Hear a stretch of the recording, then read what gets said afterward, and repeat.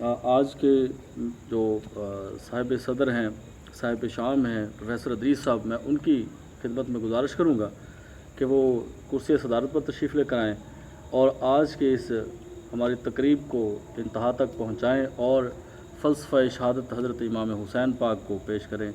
یہ تمام ہم سارے لوگ طالب علم ہیں اور پروفیسر ادریس صاحب سے آج ہم کربلا کا درس سننا چاہتے ہیں، اور میں انتہائی عقیدت کے ساتھ جناب پروفیسر ادریس صاحب کو میں مائک پہ تشریف لانے کو کہتا ہوں۔ شکریہ۔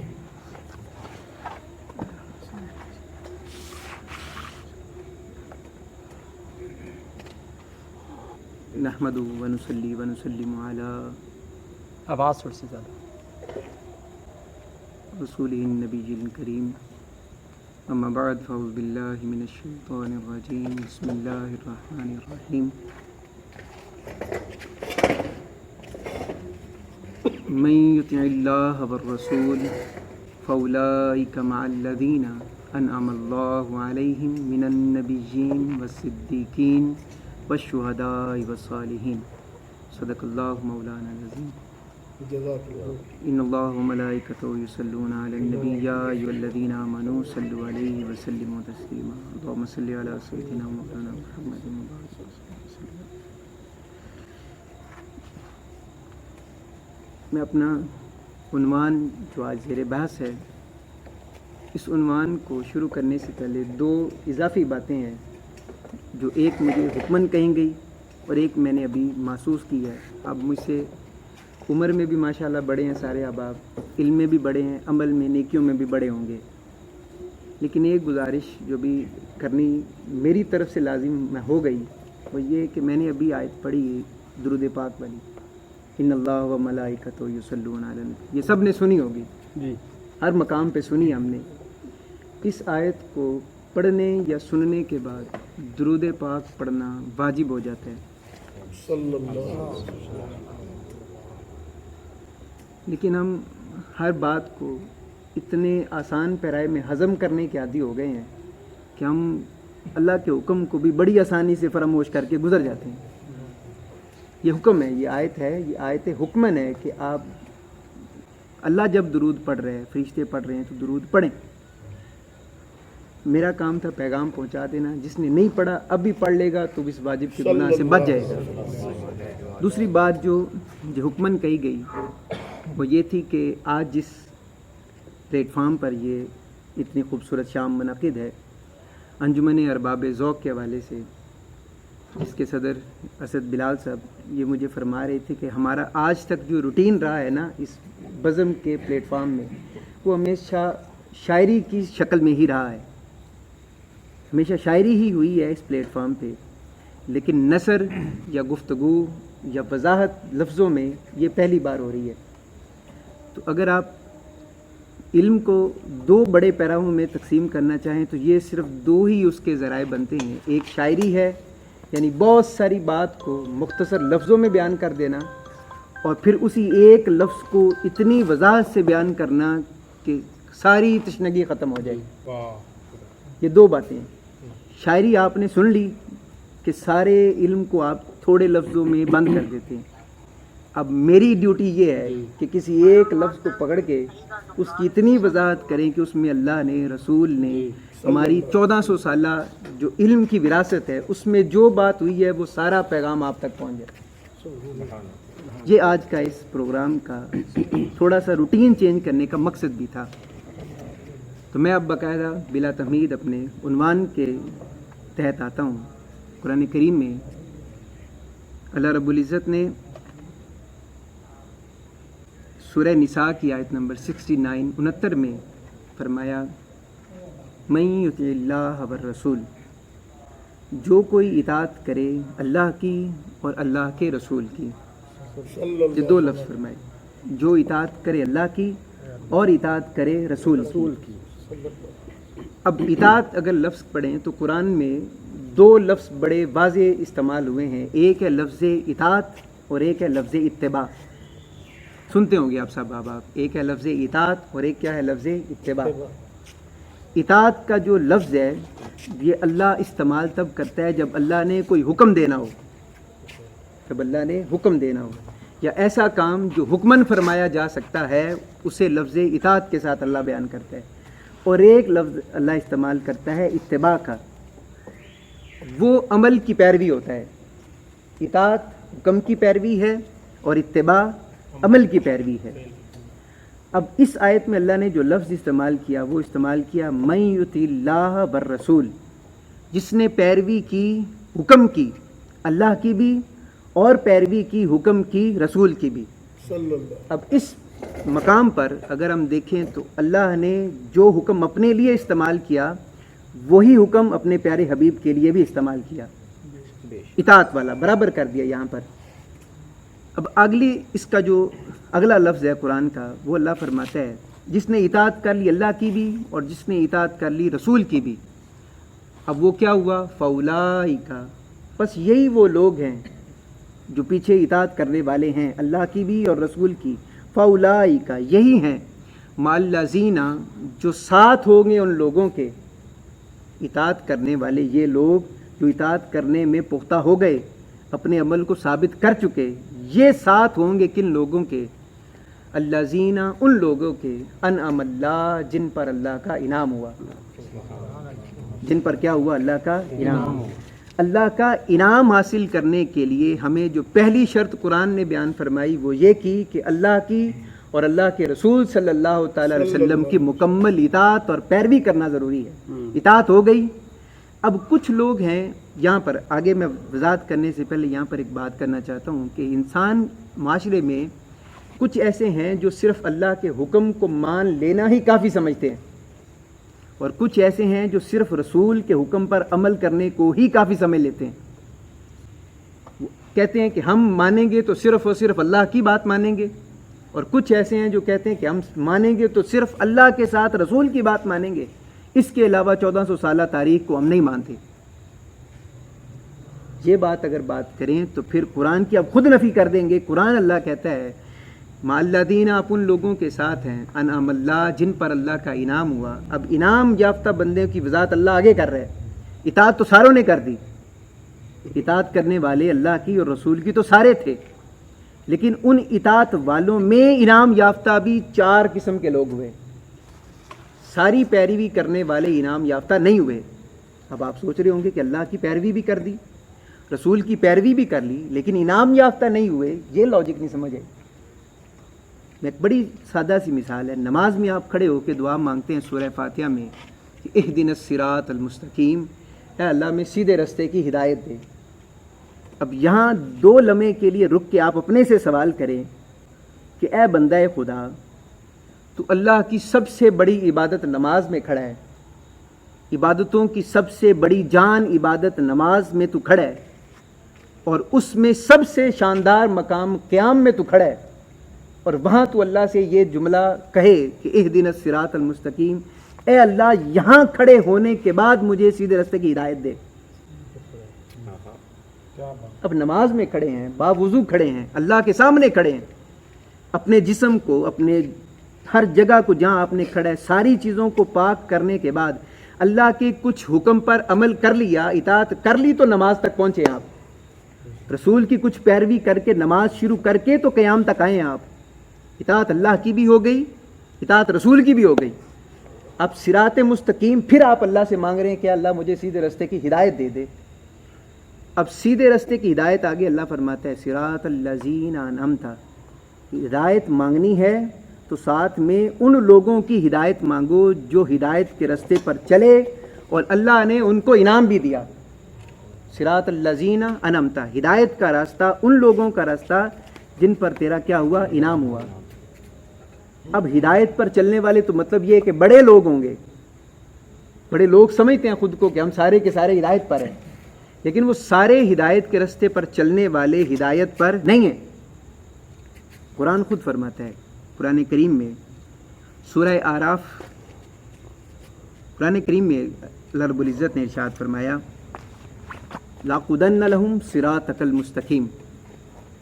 شیطان کا جب اللہ رب العزت سے مکالمہ ہوا، جب اسے راندہ درگاہ کیا گیا، نکال دیا گیا جب بارگاہ سے، تو اس نے جاتے ہوئے اللہ سے یہ کہا کہ اے اللہ تو مجھے تو نکال لے، لیکن میں تیرے بندوں کو گمراہ کروں گا، اور گمراہ کرنے کا جو اس نے لفظ استعمال کیا وہ یہ کہا کہ میں تیرے بندوں کو ان لوگوں کو گمراہ کروں گا جو اپنے تائیں خود کو صراط مستقیم پر سمجھ رہے ہیں. قرآن کا لفظ ہے لاقودن لہم صراطک المستقیم، جو سیدھے رستے پر چل پڑے ہوں گے میں ان کو گمراہ کروں گا.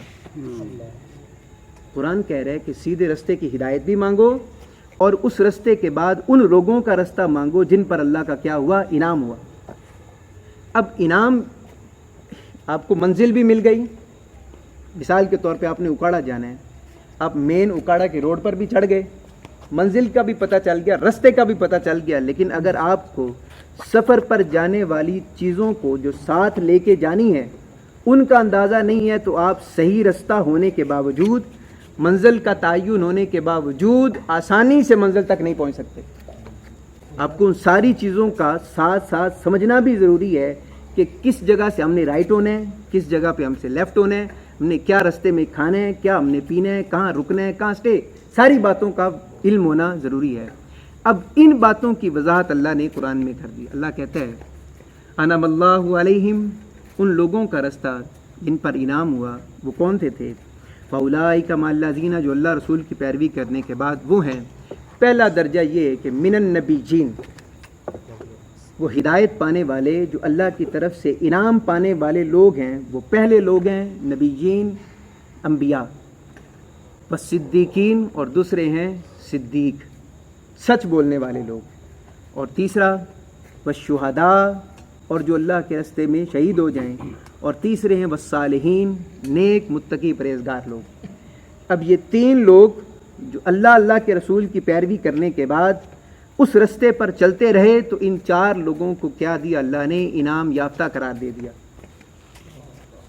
اب یہاں پر ایک رک کر ہم بات سمجھتے ہیں کہ رسول اکرم صلی اللہ تعالی علیہ وسلم کوئی بھی کام کرتے ہیں تو ان کا کیا ہوا کام اگر ان کے عمل سے گزر جائے، ان کی نظر سے گزر جائے، ان کے خیال سے گزر جائے یا ان کی موجودگی میں گزر جائے تو وہ نیکی بن جاتا ہے. میں پھر دوہرا رہا ہوں جملے کو. حضور کے عمل سے گزر جائے، حضور کے خیال سے گزر جائے، حضور کی موجودگی میں کسی کے عمل سے گزر جائے، یہ تینوں اعمال سنت بن جائیں گے. حضور نے عمل نہیں کیا لیکن حضور کے خیال میں آیا کہ ایسا ہونا چاہیے، وہ خیال میں آ جانا بھی حضور کی سنت ہے. حضور نے کیا نہیں لیکن حضور کے سامنے کسی نے کام کر دیا اور حضور نے وہ دیکھ لیا اور روکا ٹوکا منع نہیں کیا تو وہ اس کا عمل بھی حضور کی سنت بن جائے گا. اب وہ لوگ جو رسول کی سنت ملنے کے بعد کام کریں، رسول کا عمل ملنے کے بعد کام کریں تو نیکی بنے گی. رسول نے وہ عمل اور کام نہیں کیا تو وہ الٹے لٹک جائیں، ان کا کیا ہوا کام کبھی نیکی نہیں بن سکتا. مثال کے طور پر کھانا کھاتے ہیں، کھانا ہم اپنی ضرورت کے لیے کھاتے ہیں. کھانا کھانا اٹ سیلف کوئی ثواب، کوئی نیکی نہیں ہے، لیکن یہ کھانا کھانا بھی نیکی بن سکتا ہے اگر لقمہ توڑنے سے لے کر چبانے تک ہم رسول کے اسوہ پر عمل کر لیں تو نیکی بن جائے گا. بات سمجھ آئے؟ اب اگلی بات یہ چلتے ہیں کہ جب ہر عمل رسول کے عمل سے گزر کر نیکی بنے گا، ورنہ وہ اللہ نیکی ہی نہیں سمجھتا جو رسول نے نہیں کی. جو عمل رسول کے عمل سے نہیں گزرا اللہ اس کو نیکی شمار ہی نہیں کرتا.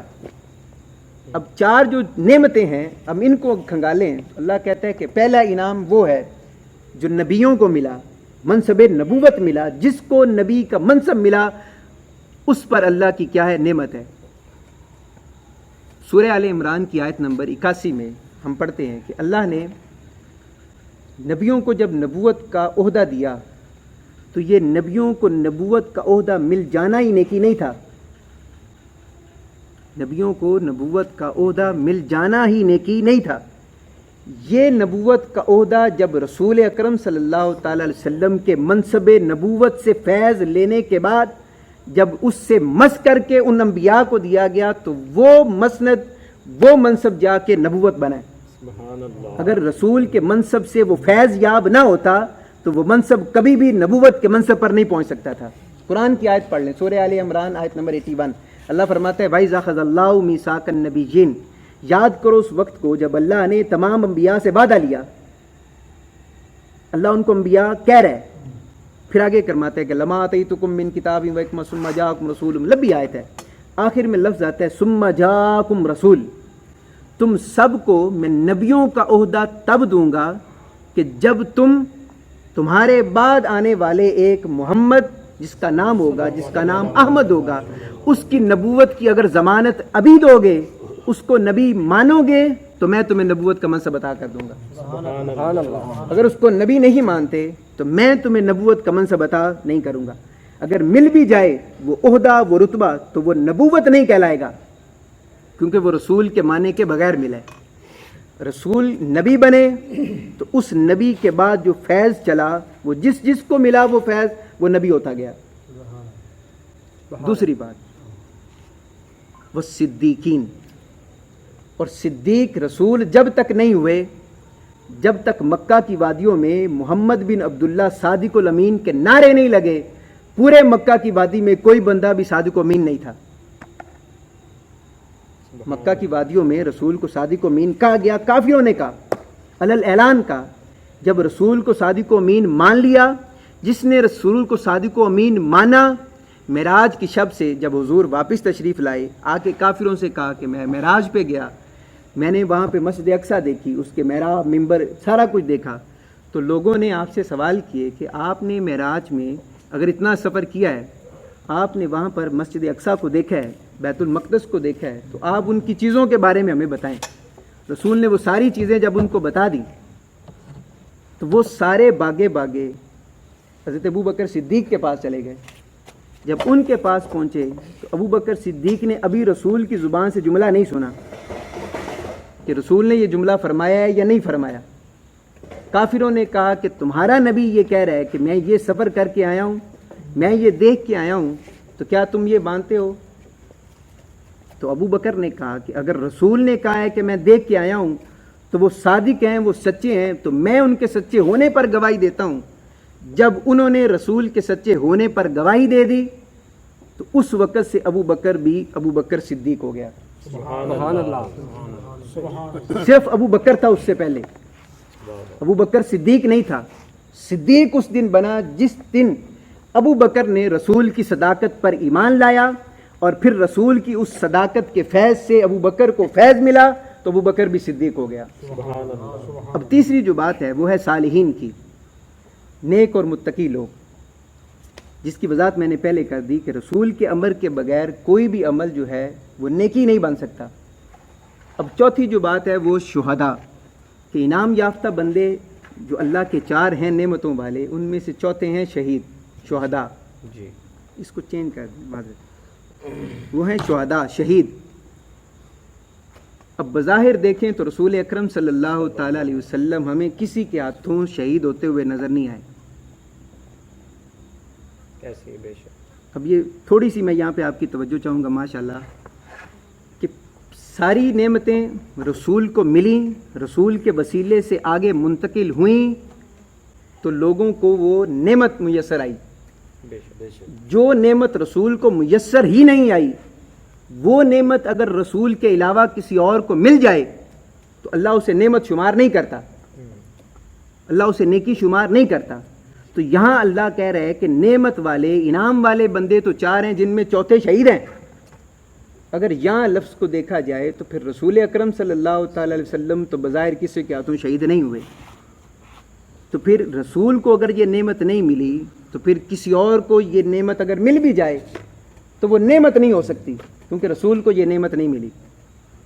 अगर वो किसी और को नेमत मिली है और अल्लाह उस नेमत को नेमत शुमार कर रहा है, तो ये मुमकिन नहीं है कि वो मोहम्मद सल्लल्लाहु अलैहि वसल्लम की ज़ात में मौजूद ना हो। सुभान अल्लाह। बेशक है।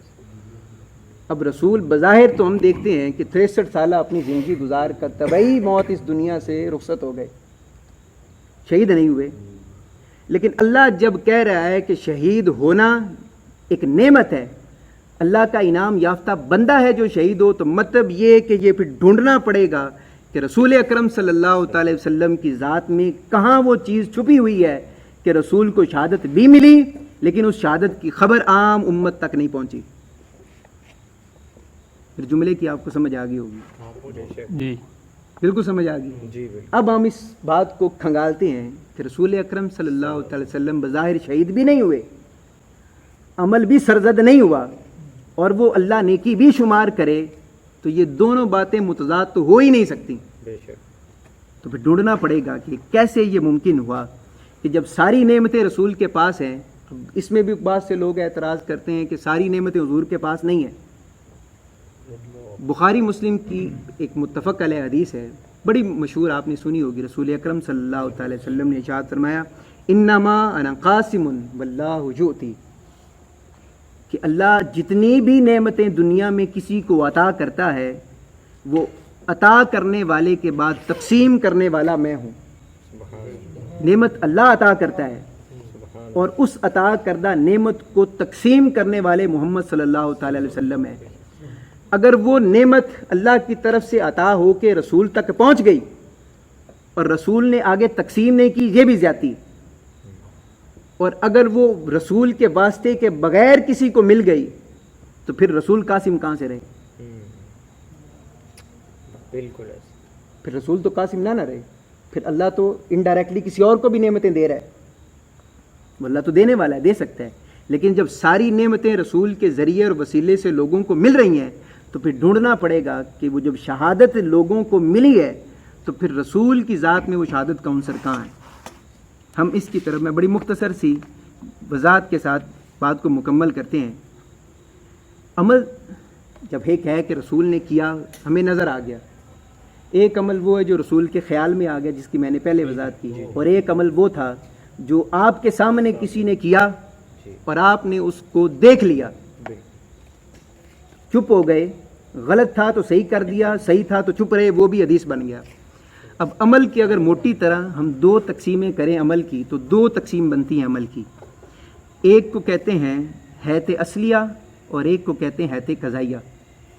اصلیہ کا مطلب یہ ہے کہ اس عمل کی روح کیا ہے، اور قضائیہ ہے کہ اس عمل کی عملی پریکٹیکل شکل کیا ہے۔ حیت اصلیہ دیکھیں، کیا شہادت رسول کے عمل میں، روح میں، شوق میں، خیال میں رسول کے تھی یا نہیں تھی؟ رسول اکرم صلی اللہ تعالیٰ علیہ وسلم کا صحیح بخاری کے اندر حدیث ہے، رسول اکرم صلی اللہ تعالیٰ علیہ وسلم ارشاد فرماتے ہیں کہ میرا دل چاہتا ہے کہ میں گھوڑا لے کر میدان جنگ میں نکلوں اور اللہ کے راستے میں شہید ہو جاؤں، پھر زندہ کیا جاؤں اسی میدان میں، پھر شہید ہو جاؤں، پھر زندہ کیا جاؤں، پھر۔ اب یہ رسول متواتر جملہ فرما رہے ہیں، اتنا کہ آپ کا سانس اکھڑ گیا۔ مطلب یہ کہ اگر سانس اور ہوتا تو یہ جملہ رپیٹ مزید کرتے، سانس اکھڑ گیا تو جتنا 7 8 9 10 12 15 مرتبہ کہہ سکتے تھے۔ رسول نے یہ بار بار جملہ کہا کہ میں اللہ کے راستے میں گھوڑا لے کے نکلوں میدان جنگ میں اور شہید ہو جاؤں، پھر زندہ کیا جاؤں، پھر شہید ہو جاؤں، پھر زندہ کیا جاؤں، پھر شہید ہو جاؤں۔ اب یہ روح موجود ہے، عمل کی روح حضور کے اندر کیا ہے؟ موجود ہے، بخاری سے ثابت ہے۔ اب جو دوسری بات ہم نے پڑھی کہ حیت قضائیہ، اس کی عملی شکل، اب اس کی پھر آگے ہم دو جہتیں کرتے ہیں، ایک کو کہتے ہیں سری، عمل سری، اور ایک کو کہتے ہیں عمل جاری۔ سری کا مطلب یہ ہے کہ جو موت آئی ہے یہ موت کسی کے ذریعے سے آپ کو ملی، یعنی دھوکے سے چھپ کے آپ کو مارا گیا، آپ کے سامنے کوئی نہیں آیا قاتل، لیکن اس نے مارنے کا اٹیمپٹ آپ پر کیا، مارنے کی کوشش کی، اور اس نیت سے کہ آپ مر جائیں، اسے کہتے ہیں سری۔ اور آپ کے سامنے قاتل کھڑا ہو کے تلوار لے کے آپ کا سر تن سے جدا کر دے، اسے کہتے ہیں جاری۔ بات کو ذرا دھیان سے سمجھتے رہیں گے تو انشاءاللہ سمجھ آ جائے گی۔ یہاں تک سب سمجھ آ رہی ہے؟ ایک عمل تھا قضائیہ سری اور ایک کیا ہے؟ جاری۔ سری میں نے کہا کہ چھپ کر وار کیا جائے۔ جنگ خیبر میں رسول اکرم صلی اللہ تعالی وسلم زینب بنت الحارث اس کے گھر کھانے کی دعوت پر گئے، اور رسول اکرم صلی اللہ تعالی وسلم کو اس خاتون نے زہر ملا کھانا کھلایا۔ یہ جہاں تک بات آپ نے سنی، زہر ملا کھانا آپ کو کھلایا۔ آپ کے ساتھ ایک صحابی رسول حضرت بشیر بن برہ رضی اللہ تعالیٰ عنہ یہ بھی موجود تھے، دونوں نے نوالے لیے، حضور نے بھی تناول فرمایا، صحابی رسول نے بھی تناول فرمایا، دونوں نے تناول فرمایا۔ بشیر بن برہ کی موت پر شہادت ہوگی، شہید ہو گئے موقع پر، शहादत सिर्री हो गई। बज़ाहिर आपको मारने वाला कातिल नज़र नहीं आया, लेकिन उसने अटेम्प्ट ऐसी की कि जिसको मारा जा रहा है वो मर जाए। हज़रत बशीर बिन बर्रा मौके पर शहीद हो गए। रसूल अकरम सल्लल्लाहु अलैहि वसल्लम ने जहर आलूद खाना तनावल भी फरमाया, लेकिन हुजूर शहीद नहीं हुए। अमल की रूह भी मौजूद है, शहादत की अटेम्प्ट भी मौजूद है। आप पर अटेम्प्ट किया गया, और फिर इस खाने को कहाँ तक ये चला, ये जहर, आगे हम जाके इसकी वजाहत करेंगे। फिर जब हमने ये बात कर ली कि एक सिर्री है कि अब छुप कर वार किया गया, जहर मिलाया गया, और एक है जहरी। जहरी का मतलब ये है कि मैदान जंग में दुश्मन आपके सामने खड़ा हो, आपको मारने वाला नज़र आए और आपको चोट लग जाए और आप उससे शहीद हो जाए। अब इसकी 4 शर्तें हैं। कितनी शर्तें हैं? 4। पहली शर्त ये है कि वो हमला आवर आपके सामने खड़ा हो, नज़र आए। पहला क्या हो? हमला आवर सामने खड़ा हो। दूसरा ये कि वो ज़रब कारी लगाए। ज़रब क्या लगे? कारी लगाए। तीसरा ये कि फिर उस ज़रब के लगने से आपके बदन का उज़्व भी टूटे और खून भी बहे। बदन का उज़्व भी टूटे और खून बहे। 3 बातें। चौथी बात यह है कि आपकी रूह बदन से निकल जाए। ये आखिरी बात है। 4 शर्तें थी। पहली शर्त हमने क्या पढ़ी कि हमला आवर हो। दूसरा ये कि वो ज़रब कारी लगाए। तीसरा इतनी कारी लगाए कि उज़्व भी कटे और खून भी बहे। और चौथी क्या थी? कि रूह निकल जाए। अब ये तीनों बातें आप ग़ज़वा उहद में देख लें। रसूल अकरम सल्लल्लाहु अलैहि वसल्लम पर कारी ज़रब हुई, हमला आवरों ने पत्थरों से, तलवारों से वार किए, तीर बरसाए गए। रसूल अकरम सल्लल्लाहु अलैहि वसल्लम का दंदाने मुबारक का कोना उज़्व टूट गया, शहीद हो गया। रसूल के चेहरे अनवर से खून भी बह गया। 3 बातें पूरी हो गई। 3 बातें पूरी हो गई। हमला आवर भी था, ज़रबकारी भी लगी, उज़्व भी टूटा, खून भी बह गया। चौथी बात रह गई कि रूह आपके बदन से परवाज नहीं की गई। अब चीज़ों को साथ साथ मिलाते रहिएगा। जहाँ तक बात समझ आ गई, अगले देखें कि अब हम ये सवाल करते हैं कि जहर मिला खाना जब उन्होंने खा लिया तो उससे भी शहादत नहीं हुई। अब ये शहादत जहरी की 4 शर्तें भी पूरी हो गई, तो चौथी शर्त फिर नहीं पूरी हुई। तो इसकी क्या वजह थी कि अगर एक बंदा उतना ही जहर आलूद खाना खा रहा है तो वो शहीद हो रहा है, तो एक बंदा खाना खा के भी शहीद नहीं हो रहा, तो इसकी वजह क्या है? एक उतने ज़ख्म से मैदान जंग में शहीद हो रहा है और एक उतने ज़ख्म से मैदान जंग में शहीद नहीं हो रहा, तो वजह क्या है? वजह अल्लाह की हिकमत है, अल्लाह की हिफाजत है। सुभान अल्लाह। वजह अल्लाह की हिकमत और हिफाजत है। सूरह माइदा आयत नंबर 67 में अल्लाह ने फरमाया वल्लाहु यअसिमुका मिनन नास, कि ए रसूल सल्लल्लाहु अलैहि वसल्लम, आपको अल्लाह ने लोगों से महफूज कर रखा है। ए रसूल, आपको अल्लाह ने लोगों से महफूज कर रहे हैं। अब ये सवाल कर रहे होंगे कि जब ये शहादत है, फिर इतना कुछ हुआ, तो फिर शहीद भी होने देते, शहीद भी होने देते। अगर शहीद होने देते तो फिर मारने वाला बड़ा होता है या मरने वाला बड़ा होता है? बज़ाहिर दुनिया में देखें तो बज़ाहिर मारने वाला, बज़ाहिर दुनिया में मारने वाला क्या है? बड़ा है। तो फिर मारने वाला जो रसूल अकरम सल्लल्लाहु अलैहि वसल्लम को माज़ अल्लाह शहीद करने वाला होता, तो वो रसूल से बड़ा हो जाता। तो रसूल अल्लाह को ये गैरत भी गवारा नहीं थी कि कोई दुनिया में खड़े होके मोहम्मद अरबी सल्लल्लाहु अलैहि वसल्लम के बारे में ये कह सके कि मोहम्मद को मैंने मारा है। किसी माने में हो सही था। अब अगली बात यह है कि अगर बिलफर्ज अलैहिस्सलाम सुम्मा माअज़ल्लाह, अगर रसूल शहीद हो भी जाते, कत्ल हो भी जाते, तो नुकसान क्या होना था कि इस्लाम की तहरीक का जो आगाज़ था, जो बांकपन आया था, वो वहीं पर ख़त्म हो जाता। ग़ज़वा उहद में जब रसूल को चोट लगी, रूह नहीं निकली, बाकी तीनों बातें जब पूरी हो गई तो अफवाह फैल गई। हज़रत मुसअब बिन उमैर रज़ी अल्लाह ताला अन्हु, जो रसूल अकरम सल्लल्लाहु अलैहि वसल्लम से काफ़ी मुशाबा थे, जब उनकी शहादत हो गई तो उनकी शहादत को मैदान में पड़े गुबार आलूद देख कर साहबा ने, काफिरों ने, साहब ने मिलकर अफवाह फैला दी कि माज़ अल्लाह रसूल शहीद हो गए। रसूल के शहीद होने की अफवाह फैली, सारे साहबा ने अपनी तलवारें वहीं छोड़ दी कि हम जिसके लिए लड़ने आए थे वो ही नहीं रहे, तो इस्लाम वहीं पर क्या हो जाता? ख़त्म हो जाता। इसलिए रसूल को शहीद होने नहीं दिया। दूसरी वजह मैंने आपको बता दी कि फिर वो कत्ल करने वाला बजाय रसूल से क्या हो जाता? बड़ा हो जाता। अब हिफाजत भी अल्लाह कर रहे हैं। اور پیچھے جو بات میں نے کہی کہ زہر آلود کھانا کھلایا گیا، اب یہ بھی ساتھ ساتھ چلتا رہا۔ رسول اکرم صلی اللہ تعالی وسلم کے ایام وفات کے اندر اما عائشہ صدیقہ سلام اللہ علیہ فرماتی ہیں کہ رسول اکرم صلی اللہ تعالی وسلم نے فرمایا کہ عائشہ، جو جنگ خیبر میں نے زہر آلود کھانا کھایا تھا وہ تب سے میرے ساتھ میرے اندر چل رہا ہے، اور اب اس کی کشش اور تڑپ اور اس کا اثر اتنا بڑھ گیا ہے کہ مجھے لگتا ہے کہ میری رگیں جاں بند ہونے والی ہے۔ اب یہ شہادت کی ساری چیزیں نظر آ رہی ہیں، لیکن بظاہر رسول شہید ہوتے ہوئے نظر نہیں آ رہے۔ اب یہ ساری چیزیں موجود ہیں تو پھر شہید بھی کروا ہی دیتا اللہ، اب شہید نہیں کروایا۔ اب شہید نہیں کروایا تو کیا رسول کے علاوہ جتنے شہید ہوئے ہیں کیا ان سب شہداء کے قصے اتنے ہی مشہور ہیں جتنا کہ امام حسین کا قصہ مشہور ہے؟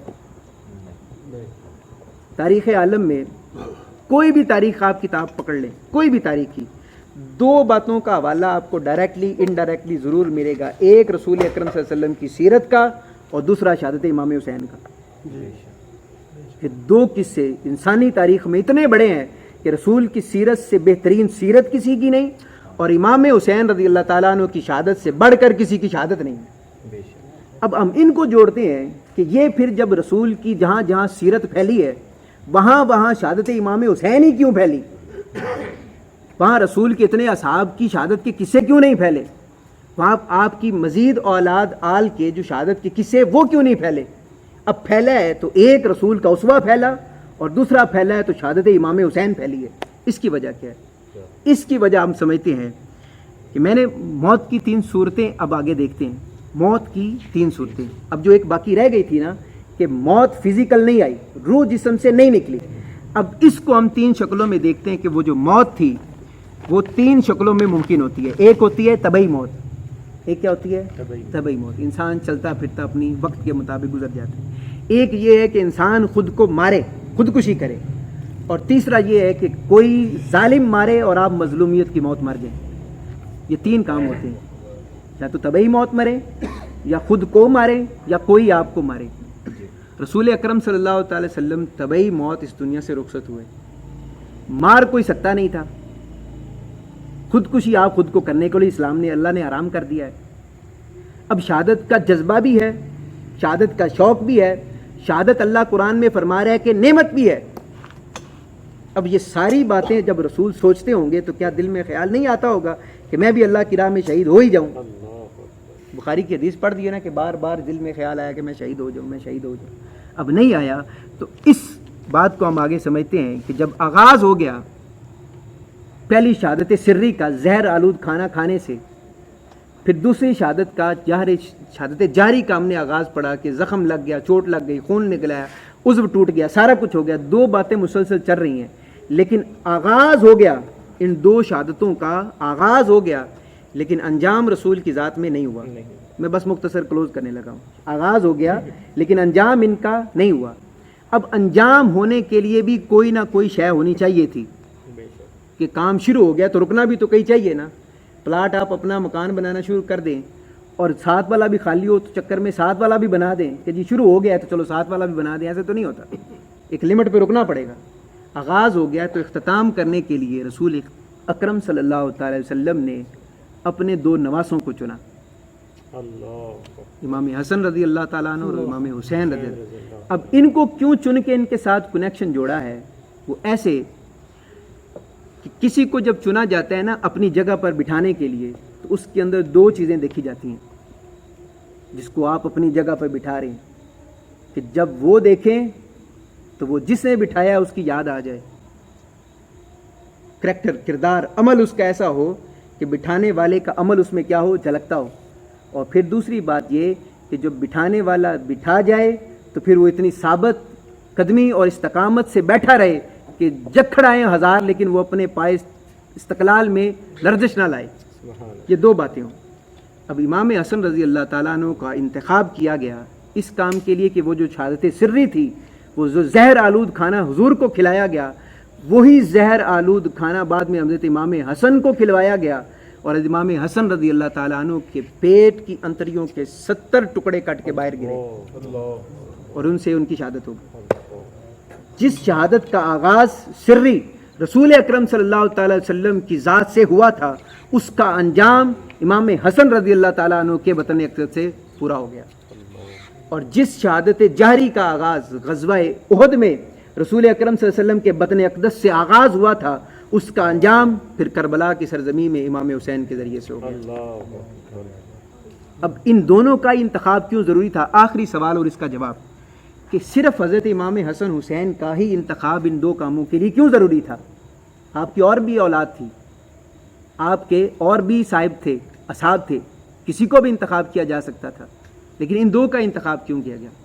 कुरान में सूरह निसा के अंदर जब अल्लाह ने कहा, सूरह आल इमरान के अंदर 61 में, जिसे आयत मुबाहला कहते हैं, जब अल्लाह ने कहा कि फ़कुल तालौ नदउ अबनाअना व अबनाकुम व निसाअना व निसाअकुम व अनफुसना व अनफुसकुम, ये तो बात अल्लाह ने बयान की। तो इसका जो पहला लफ्ज़ है ना, फ़कुल तालौ, तुम बुला लो, ले आओ, नदउ बुला लो, अबनाअना, अपने बेटों को। तो रसूल अकरम सल्लल्लाहु अलैहि वसल्लम अपने हकीकी असली बेटों को लेकर नहीं गए, सुभान अल्लाह, इमाम हसन और इमाम हुसैन को लेकर गए। वहाँ साबित कर दिया कि इनका मकाम मेरे यहाँ उतना ही है जितना कि मेरे अपने सके बेटों का है। बेटा बाप की छवि होता है, बेटा बाप का कायम मकाम होता है। बाप मर जाए तो माशरे में बाप के मरने के बाद बाप की जिम्मेदारी पगड़ी की शक्ल में औलाद के सर के ऊपर रख दी जाती है। अब फिर एक मुमासलत है, इमाम हसन हुसैन रज़ी अल्लाह ताला अन्हु, हदीस मुबारक आपने सुनी होगी, हज़रत अमीरुल मोमिनीन हज़रत मौला अली करमल्लाहु ताला खुद इसके रामी हैं। हुज़ूर फरमाते हैं, मौला अली फरमाते हैं कि हुज़ूर अलैहिस्सलाम का अगर हमने सर से लेकर सीना देखना होता, नबी का सर से लेकर सीना देखना होता तो हम हसन की ज़ियारत करते, और अगर सीने से लेकर पाँव तक देखना होता हुज़ूर को तो हम हुसैन की ज़ियारत करते। अब ये दो शक्लें जब जोड़ लेते तो सारी की सारी 100% शबीह मुस्तफ़ा बन जाती थी। इसलिए सिलेक्ट किया कि देखने वालों को जब ये पड़े हों तो दोनों के लाशों को देख के ये लगे कि ये मोहम्मद मुस्तफ़ा पड़े,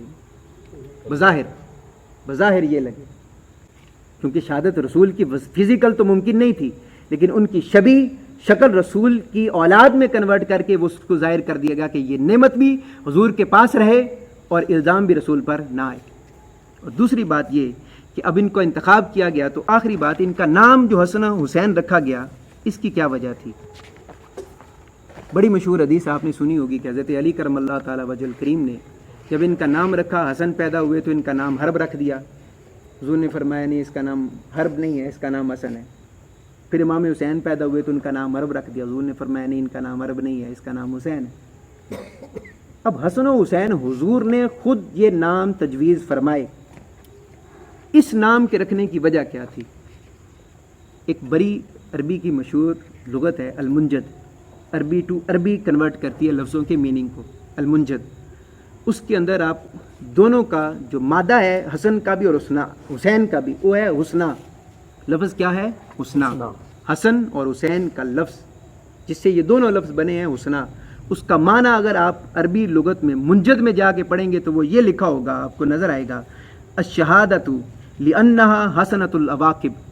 इसका मतलब ये है कि ये हुस्ना से मुराद खूबसूरत आखरत का क़याम है। क्या मतलब है? खूबसूरत आखरत का क़याम।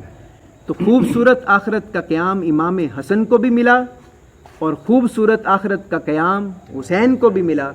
किस वजह से? कि दोनों के दोनों रसूल अकरम सल्लल्लाहु ताला अलैहि वसल्लम की शहादत सिर्री का पैकर बने और इमाम हुसैन हुजूर की शहादत जहरी का पैकर बन के दुनिया के सामने आ गए। अब आप ये सोचते होंगे कि फिर इमाम हुसैन की शहादत अगर इतनी मकबूल हो गई है तो फिर इमाम हसन की क्यों नहीं हुई? क्योंकि अगर दोनों ही अगर रसूल के पैकर हैं, तो दोनों अगर पैकर हैं तो फिर शहादत इमाम हसन भी होनी चाहिए थी जितनी शहादत इमाम हुसैन होती है। तो मैंने जो सारी गुफ्तगू में एक लफ्ज़ इस्तेमाल किया, शहादत सिर्री थी इमाम हसन की। सिर्री का मतलब होता है मख्फी, छुपी हुई, और जहरी थी बज़ाहिर इमाम हुसैन की। जो छुपी हुई थी वो आज तक छुपी हुई है, और जो जहरी थी वो आज तक सबके यहाँ है। जो जहरी थी वो क्या है? जारी है, और जो सिर्री थी वो क्या है? सिर्री है। शहादतें रसूल अकरम सल्लल्लाहु अलैहि वसल्लम की बज़ाहिर दोनों आमाल से, इन नवासों के ज़रिए से अल्लाह ने पूरी करवाई। दुआ है कि अल्लाह रब्बुल इज़्ज़त हमें रसूल अकरम सल्लल्लाहु अलैहि वसल्लम की सीरत को समझने और इमाम हुसैन का एक आखिरी पैगाम उनकी ज़ात के हवाले से, सारी गुफ्तगू का खुलासा ये है کہ امام حسین رضی اللہ تعالیٰ عنہ جب میدان کربلا میں مسلح پر شہید ہوئے ہیں، مسلح پر شہید ہوئے ہیں، ہم یہاں تک تو بات سمجھتے ہیں کہ مسلح پر شہید ہوئے نماز کو بچاتے ہوئے، مسلح پر شہید ہوئے نماز کو بچاتے ہوئے۔